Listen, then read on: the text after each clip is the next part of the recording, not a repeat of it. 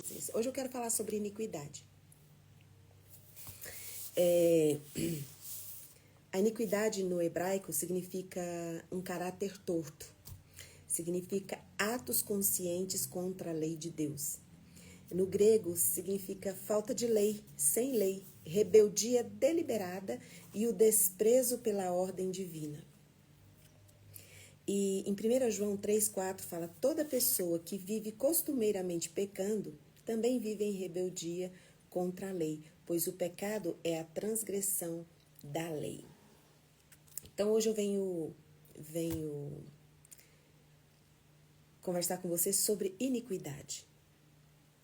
Não é apenas uma transgressão, um pecado acidental. É uma ação voluntária, regada com conhecimento e com intenção. E a iniquidade, ela não vem grande para cima da gente. Ela não vem assim já pronta. É como se fosse uma erva daninha. A erva daninha, ela começa tão pequena quanto uma erva boa, uma erva medicinal. Ela começa pequenininha. A erva medicinal, ela precisa dos mesmos... A erva que cura, né? Ela precisa do mesmo espaço, do mesmo tratamento que uma erva daninha precisa. E às vezes a erva daninha, ela precisa até de menos atenção, de menos espaço do que a erva boa. A erva daninha, ela só quer ali um lugarzinho, mínimo que seja. Mas nós regamos essa erva daninha, nós alimentamos essa erva daninha. E um dia ela se torna tão grande que nós não conseguimos nos livrar dela sozinhos. E a Bíblia diz que Deus odeia a iniquidade. Porque a iniquidade é algo pensado, é algo feito sabendo. Então é uma rebelião de propósito contra Deus. É uma rebelião, uma rebeldia contra o próprio Deus. Aí às vezes você fala assim, não, imagina, como assim rebelião, eu tô me rebelando contra Deus. Deus me livre, Deus é muito poderoso, eu tenho medo dele me punir, dele pesar a mão em mim. Se você conhecesse a Deus como Ele quer ser conhecido por você, você não teria medo da mão dele sobre você.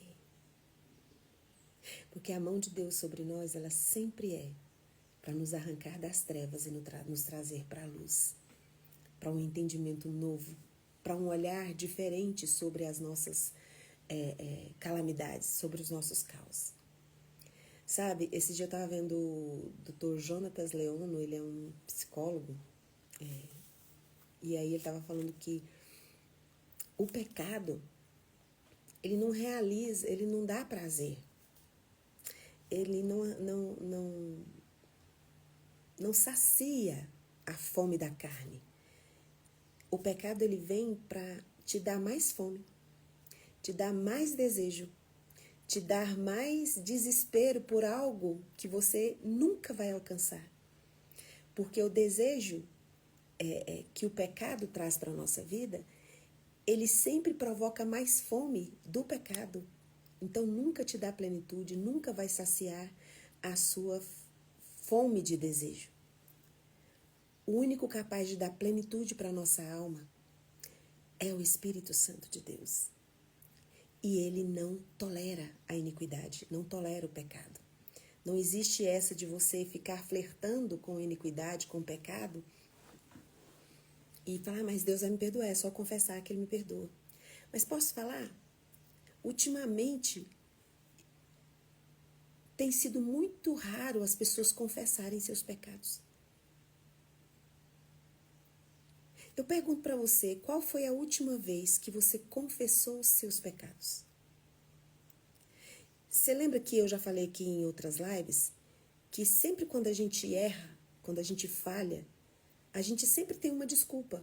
Não, eu errei por causa disso. Eu fiz isso por causa daquilo. E quando é o contrário, que alguém falha conosco, nós não ficamos justificando. A gente olha, a pessoa errou, ela falhou. Será que ela não está vendo que foi um erro que ela fez comigo? Não, ela na cabeça dela ela não consegue calcular e nem mensurar a dor que ela te causou. Então, assim, ultimamente, se você for trazer a memória, nós temos justificado os nossos pecados. Nós não temos encarado o nosso pecado como pecado. Não, eu pequei, eu cedi a essa tentação porque, olha, eu tive um trauma na minha infância. Eu fui abusado, eu não tô aqui minimizando abuso, gente. Abuso é pecado, tem que levar para a polícia, e eu não tô aqui colocando, eu só tô dizendo que muitos pecados não confessados é pecados justificados por nós. E os nossos pecados precisam ser na cruz. Porque é Deus quem nos justifica, que arranca de nós a injustiça e coloca a justiça dele. Porque quando nós justificamos os nossos pecados, nós continuamos afastados da presença de Deus.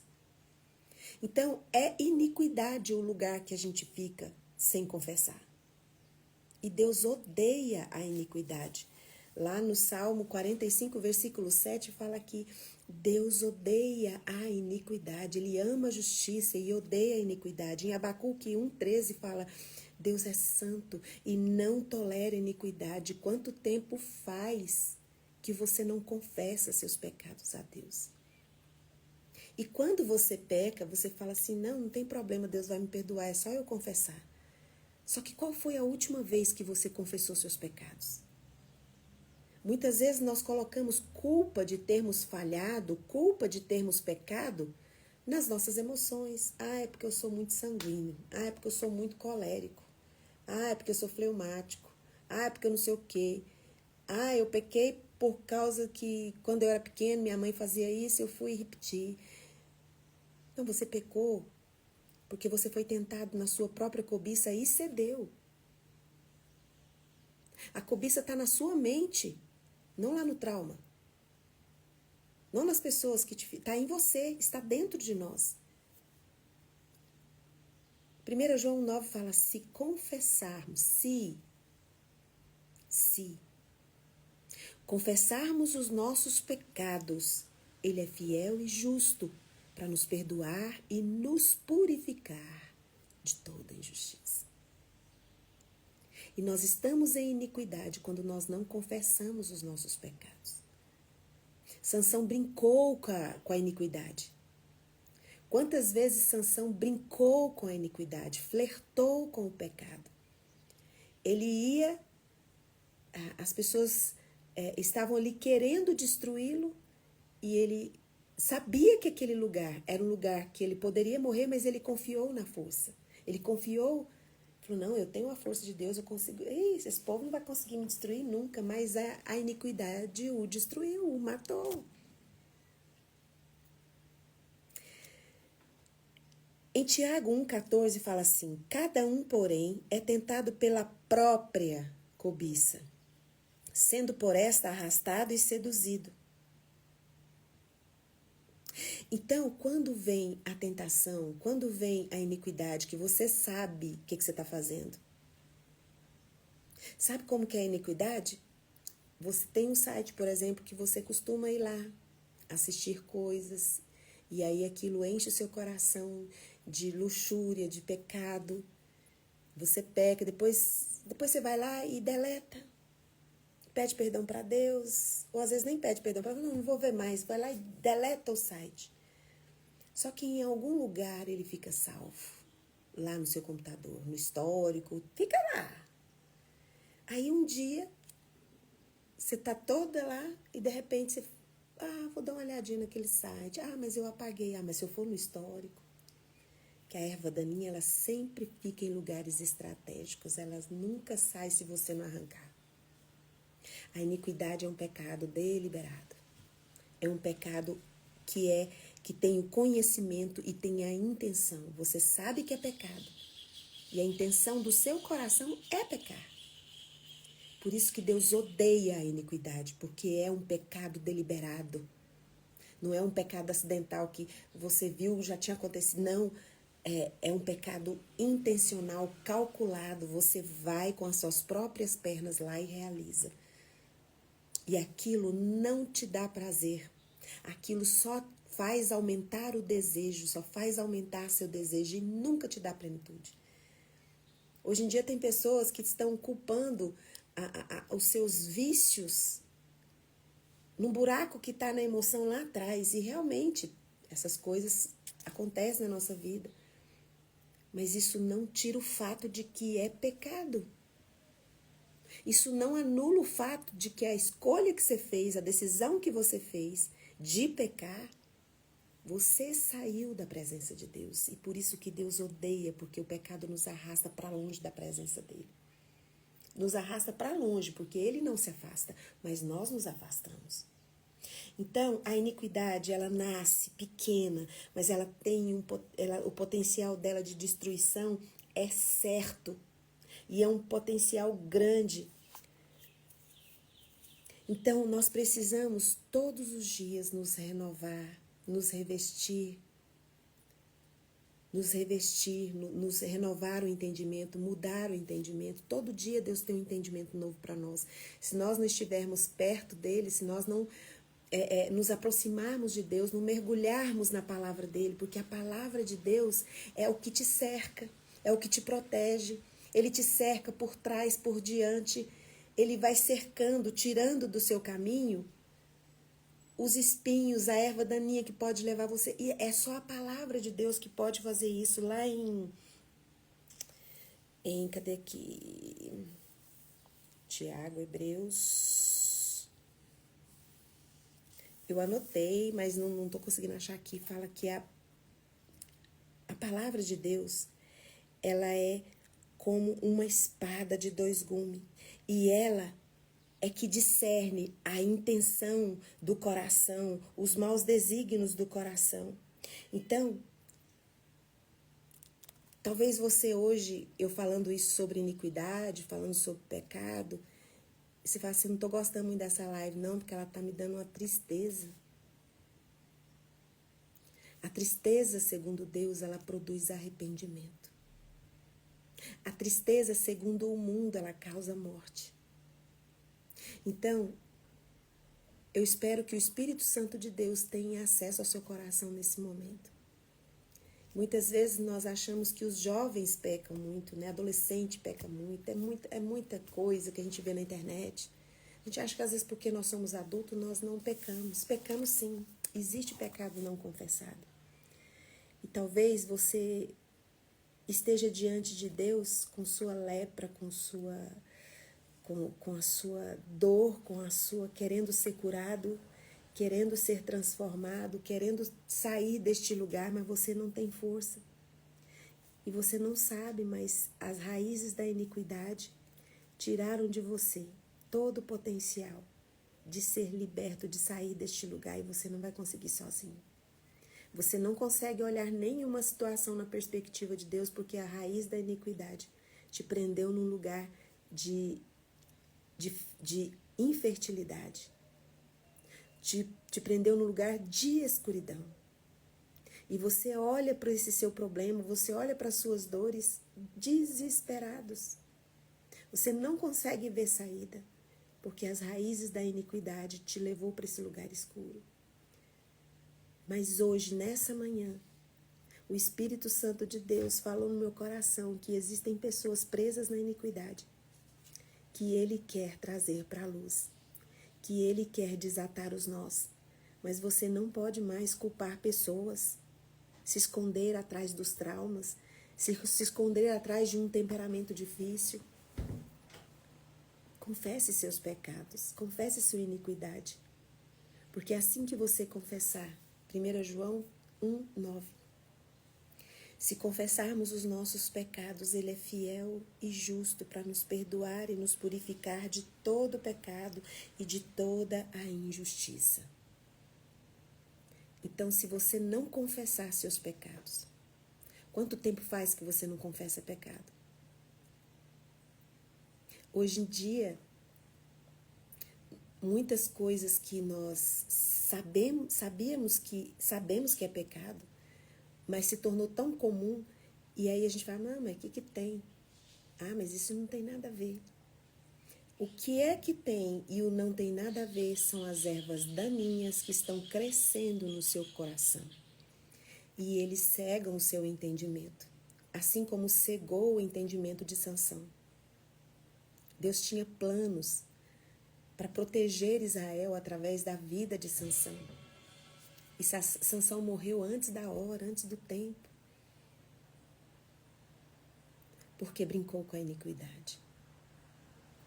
Então, em nome de Jesus, o Cristo de Nazaré, terminando essa live, chega diante de Deus e confessa sua iniquidade. Para de culpar pessoas, o que aconteceu, o que fizeram com você, para justificar, não, eu faço isso porque tem um buraco na minha alma, na minha emoção, eu tô pecando por causa disso porque eu tenho esse trauma lá no fundo. A psicologia ensina isso e não é errado. Realmente, o pecado, todo pecado que vem sobre nós e que nós cometemos tem um buraco na alma. Tem uma doença na emoção mesmo. Mas é pecado e precisa ser confessado. Não é porque você tem uma explicação para esse pecado que você teve, que ele deixa de ser errado. Nós colocamos o pecado num lugar que nós justificamos ele, explicamos ele, mas ele não deixa de ser errado, não deixa de ser pecado, não deixa de ser um ato que te afasta da presença de Deus. E quando vem o dia mau, você se desespera, porque foi você que se justificou e você não tem o poder de produzir luz nas suas trevas. Então, quando vem o caos, quando vem as trevas, você fica no escuro, desesperado, sem saber o que fazer, e a sua reação é igual à reação de todo mundo que nunca teve um encontro com Deus. Você teve um encontro com o Senhor dos senhores, com o Rei dos reis, mas ele é santo, ele não tolera, ele não suporta a iniquidade. Talvez você não considere às vezes um pecado, porque ninguém sabe, né? Ninguém sabe que você visita esses sites, ninguém sabe que você tem esse tipo de pensamento.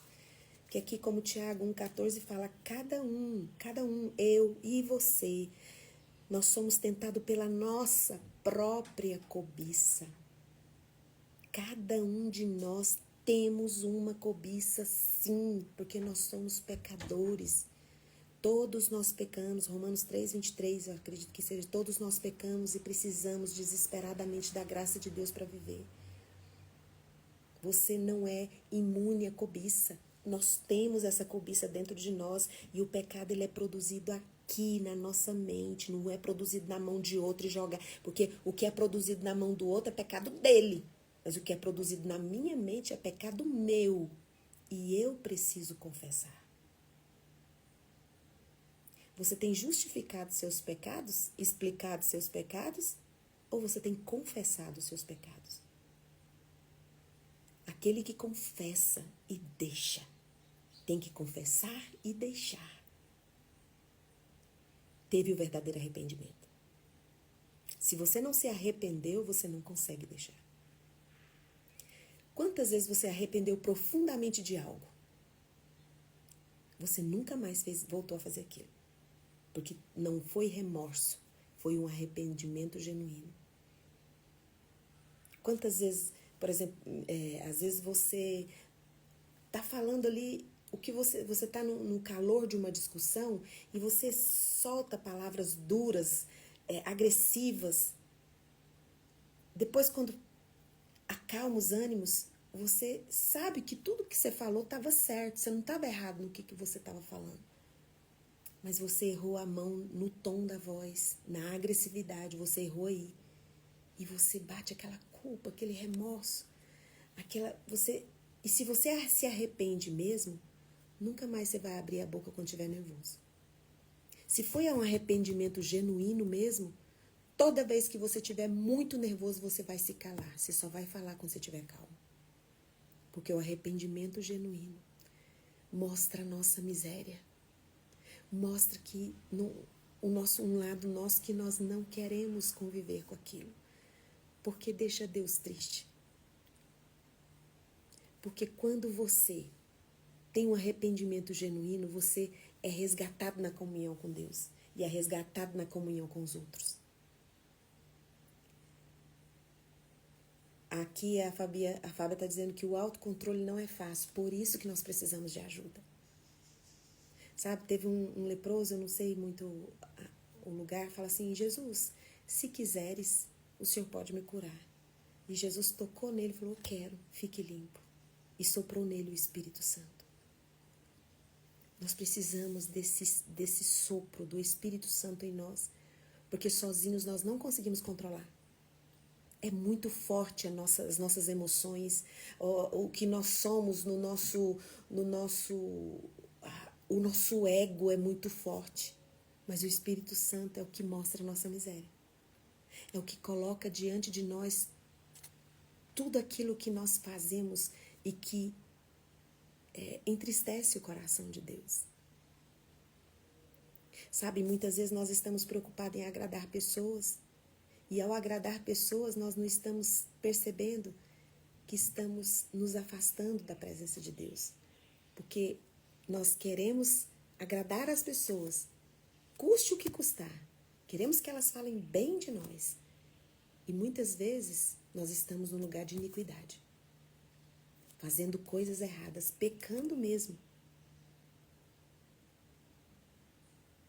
Mas a gente fica confortável nesse lugar porque Deus não fica na sua porta te cobrando e nem mostrando seus pensamentos no telão da praça da cidade.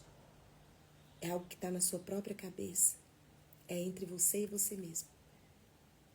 Por isso que o Espírito Santo vem. Se você dá essa liberdade, que o Espírito confessar o seu pecado, o Espírito Santo vai te mostrar qual é o caminho, qual é a estratégia.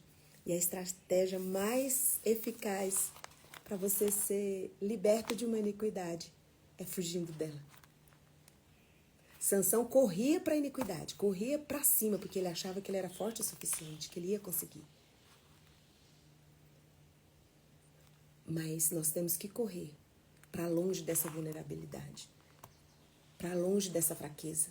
É fugir. Nós não temos forças para lutar contra a nossa própria carne.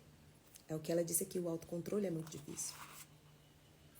O nosso olhar nos distrai. Por isso que nós temos que olhar para quem? Para Jesus. E mergulhar na palavra dele, a palavra dele é mais cortante do que uma espada de 2 gumes. E ela revela a intenção do nosso coração. E quando vem a intenção, dá tempo de você fugir. Quando a palavra de Deus vem, o Espírito Santo de Deus, através da Bíblia, lendo, buscando, ele vem e revela a intenção. Então, quando vem a intenção, você dá tempo de você fugir. Mas a minha pergunta para você hoje é, quanto tempo faz que você não confessa seus pecados? Eu queria desafiar você a fazer isso hoje. Você fala, Fernanda, mas tem pecado que eu nem lembro, mas o Espírito Santo sabe. Peça perdão, confesse seus pecados. Você vai ver, a sua mente vai ser renovada. E quando a sua mente é renovada, Romanos 12:2, o seu entendimento transformado, você está pronto para vencer os desafios da sua vida, porque você não vai mais olhar para a sua escuridão, para o seu impossível do jeito que está todo mundo olhando. Você vai olhar na perspectiva de Deus. E quando você olha na perspectiva de Deus, não existe trevas, porque o dia e a noite para Deus são iguais. Então não vai entrar desespero, não vai entrar agonia, vai vir a plenitude, que o pecado tem promessas para você de plenitude, mas nunca dá.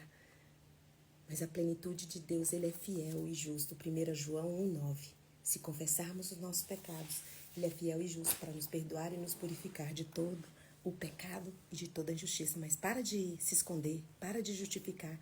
Deixa Jesus justificar você. Para que ele justifique, você precisa reconhecer que pecado é pecado. Por mais que tenha a mão aí de um passado te empurrando para o pecado, ele não deixa de ser pecado e não deixa de ser uma escolha sua, porque você é tentado pela cobiça da sua própria cabeça, tá aí dentro. Confesse seus pecados hoje a Deus e seja perdoado. E comece a olhar essa sua dificuldade, esses seus impossíveis, sem desespero, com uma mente e um entendimento renovado pelo Espírito Santo de Deus. Coloque a mão no coração, eu vou orar por você. Santo, santo, santo, santo é o Senhor. O Senhor é santo e o Senhor não tolera iniquidade. Arranca a iniquidade da nossa vida, Pai. Perdoa, Pai, o nosso pecado.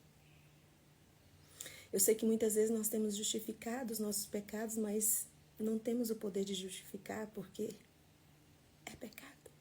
Só o Senhor Jesus pode apagar o nosso pecado. Então, em nome de Jesus, Espírito Santo de Deus, nos perdoe, justifique o nosso coração, transforma, torne-o limpo.